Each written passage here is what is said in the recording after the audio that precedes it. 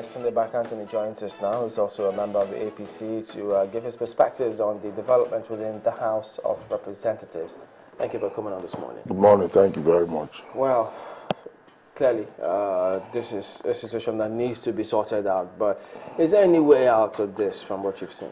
Well, I listened to my Abu Razak, Honorable, former Speaker of Kwara State of Assembly. He spoke very well, but you see, there's something they call in business and in politics. No deal is better than a bad deal. You understand me? No deal is better than a bad deal. The Speaker is the Speaker, and we should respect that office.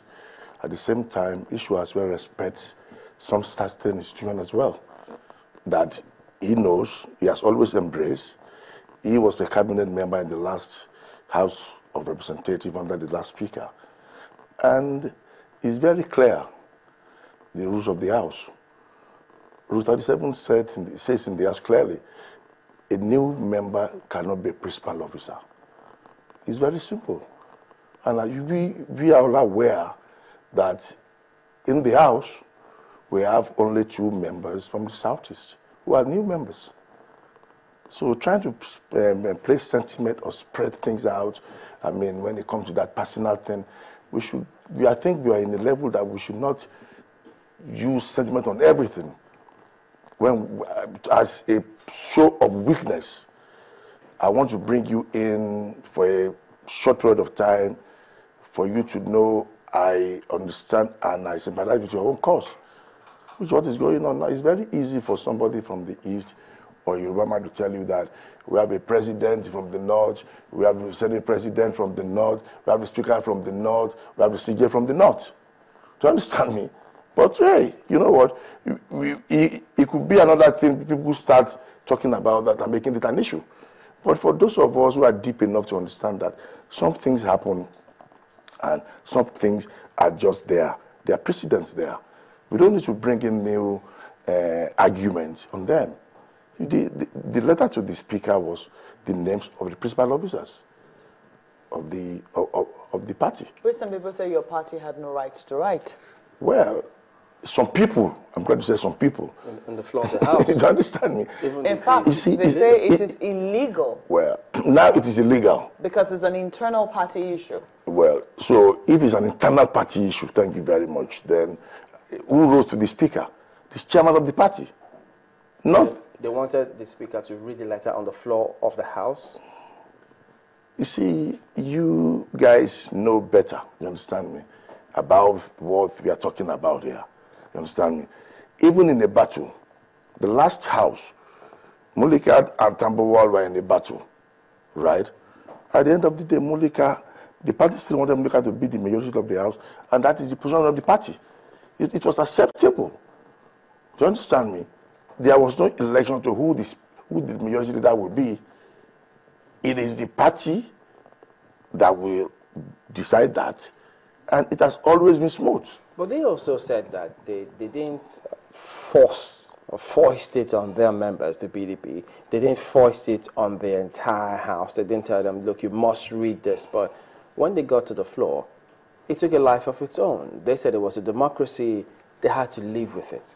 You see, we have to go back to the fundamentals. How many of those members in the House had their name on the ballot paper during the election to start with? They are not representing themselves. I keep saying that is why I love the parliamentary system of government. They are representing their party.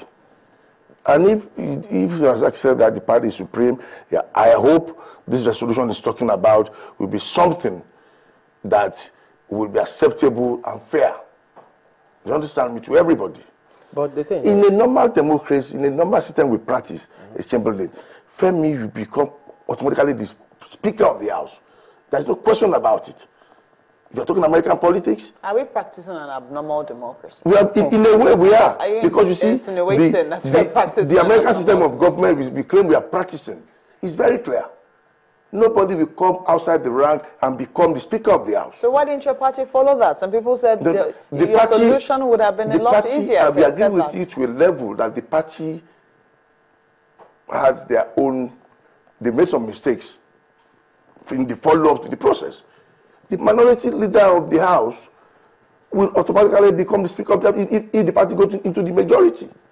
It is not, it is not debatable. You cannot bring a non-cabinet member out, come and be the Prime Minister or the leader of the party. But even the president of government, it is not done anywhere. But the thing is, it's a democracy. I'm telling you that it's a democracy. To the floor and they say, but this I'm telling you that want. you know something. The way this place is run now, right? They are honest among thieves. They are first among equals, right? That is where we have the house rules. Outside, whatever you call the democracy, there's a rule there for channels. Do you understand me? Even there's a democracy. I'm serious, but we don't vote.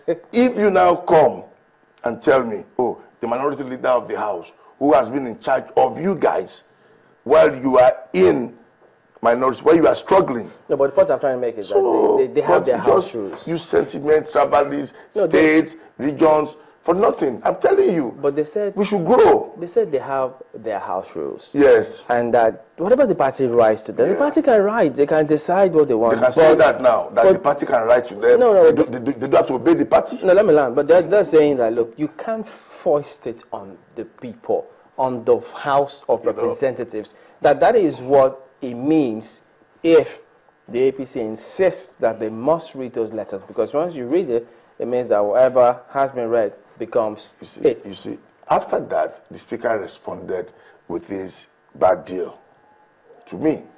You see, if the Speaker is aware of the House rules, which I know is aware, so you are now telling me that, you know what, you want to bring a new member to be a principal officer? The Speaker did not give any names. I'm just telling you, but I'm telling you that the letter that the chairman wrote to the Speaker had names attached to those positions. Of course, it does, yes. But the Speaker only responded recommending that let's look at the zonal issues. Let's leave out the names. Okay. So how is that going contrary to what the party? Okay, I just made it very clear now. The Speaker is aware that, or does he want to cede another principal officer to PDP again that belongs to APC?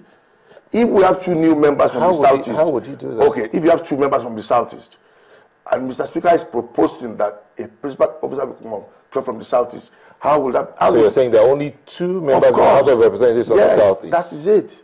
And they are new members. And that is contrary to the law of the House.